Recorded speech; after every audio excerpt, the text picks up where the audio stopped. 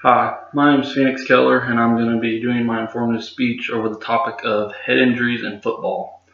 This is a huge topic right now in sports world as well as the real world, with all the students and players playing in high school and Bantam football, Pee Wee football at all ages. It's a great concern, and the head is definitely taking a beating from the sport.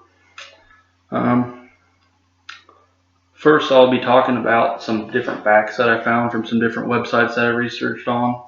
The websites include sportsinjurybulletin.com, totalinjury.com, livestrong.com, and espn.com.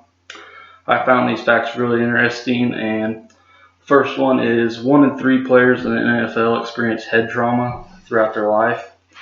And I found this really interesting because there's 32 total NFL teams, which is about 1,696 total players plus practice squad players.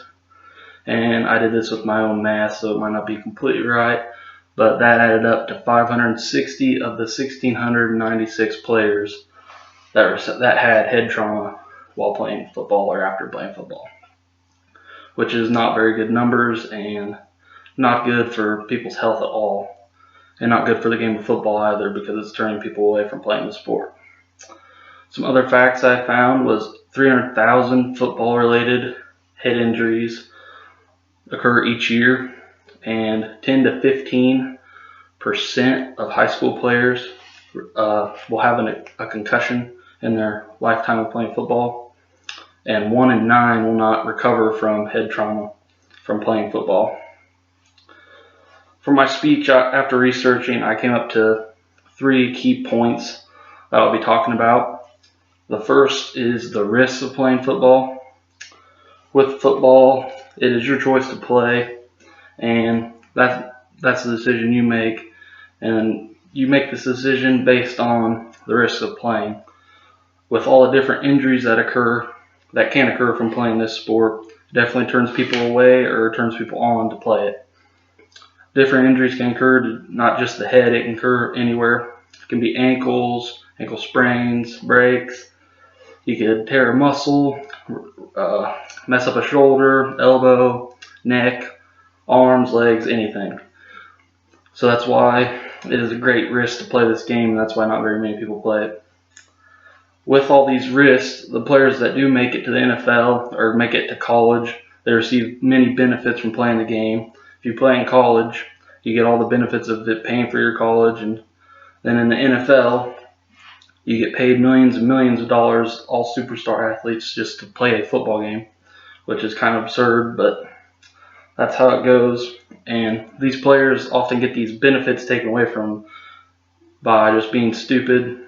They'll commit different crimes that just simply are ignorant and is not a good way for them to live their life, especially with so many young kids looking up to them. So all these benefits can definitely be taken away, all the publicity, all the popularity, and all your money, and your career can basically be taken away from you in a second based on your decisions while playing the game of football. An example of this is former NFL running back Ray Rice, who was videotaped abusing his wife in an elevator, and he was suspended from the NFL, and I believe it was revoked, but he still is not back in the NFL after his crimes, which means he's out of all his money that he made, and he doesn't have a career anymore. He has to find something else to do. And with people leaving college early, that can really be bad on them because they don't have a major or anything. So it'll often be very hard for them to come up with a job. The second point I'll be talking about is the rules of the game. The rules are constantly changing, like every single day in the NFL, especially with the recent head injuries that continue to keep happening. And the main rule that has kept being improved is targeting or leading with the head. When this happens in the NFL, almost every time any kind of big hit happens, no matter what it is, if they meant to do it or not, they're often penalized, and then sometimes they can be ejected upon review. I find this good and bad because not all players mean to use their head the way they do when they go and make a play, when they're running full speed and it's not their fault because they're playing the game. They're just playing it to play. They aren't meaning to hurt someone.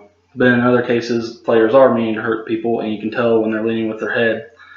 And a good example of this is NFL wide receiver Odell Beckham Jr. recently was fined and suspended a game for targeting. He completely used his head as a weapon to try to hurt another player, and you could definitely tell when he was doing it. And he was fined quite a bit of money, and he suspended a game for his actions. The next point I'll be talking about is people's decision to play. You do not have to play the game of football, and it is a person's choice to play. They know the risks of it, and if they play, then they should not be affected by these risks. They should know what they're getting themselves into. It is also people need to know when to play, when to start playing, when they should start playing, and when they need to stop playing, when it's time to hang up the jersey and call it quits. According to Livestrong.com, it said that the right age for kids to start playing football is 5 to 7 years old, and that's just playing to learn the game and to start learning about football so then they can figure it out and wonder if they actually want to play it or not. Also on the website, it said at ages 9 and 10, kids can start learning how to tackle, so they're tackling properly to take some strain off the head and tackle with the shoulders and not use the head. And an example of when to stop playing is former NFL linebacker Chris Borland. I think it was 2 years ago, a year ago. He announced his retirement from the NFL after being in the NFL for only 1 year because he was worried about brain injuries and it affecting his entire life. So he retired after only a year being in the NFL.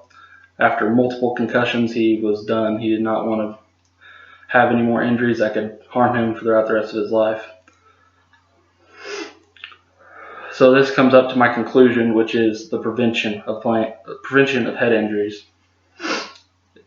The best way to prevent head injuries is tackling for them. When kids are young, they need to learn how to tackle right, and as they come up through the game, they need to keep learning how to tackle right. By not using the head and using the shoulders, you'll learn how to tackle properly and take the strain off the head. Also, when people do have concussions or get concussions, they need to be thoroughly examined and tell their coach.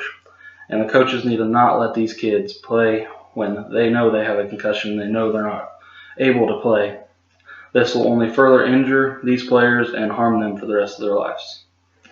Thank you and have a good day.